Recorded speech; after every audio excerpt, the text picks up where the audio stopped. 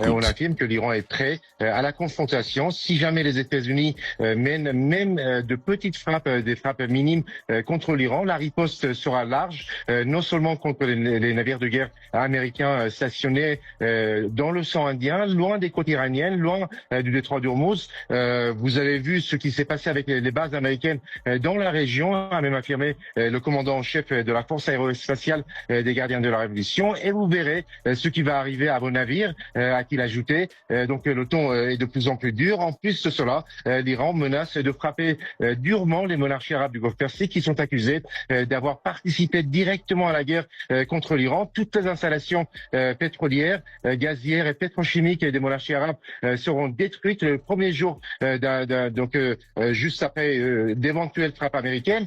Les États-Unis peuvent relancer une campagne de frappe, ils ne pourront pas le faire très longtemps. C'est-à-dire que les frappes qu'ils ont déjà menées ont largement entamé les stocks de munitions qu'ils ont.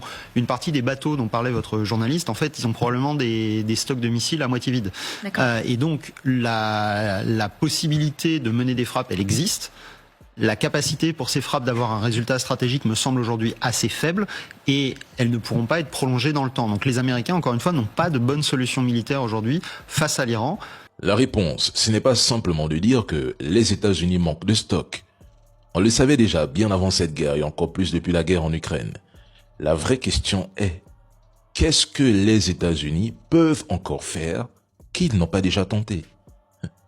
Nous patientons une réponse là-dessus. Viser les installations électriques, ok, mais ce serait une grave erreur. Donc, quelles options leur reste-t-il réellement sur la table? Il n'y a rien. Ils n'ont aucune carte en main.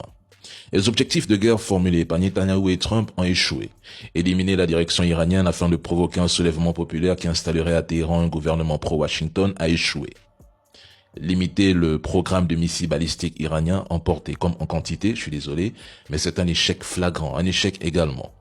Dès le départ, il était évident qu'une telle concession était impossible pour Téhéran.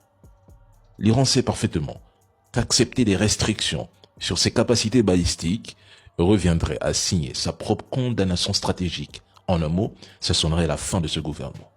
Un autre objectif américano-entité consistait à mettre fin au financement et au soutien des alliés régionaux de l'Iran.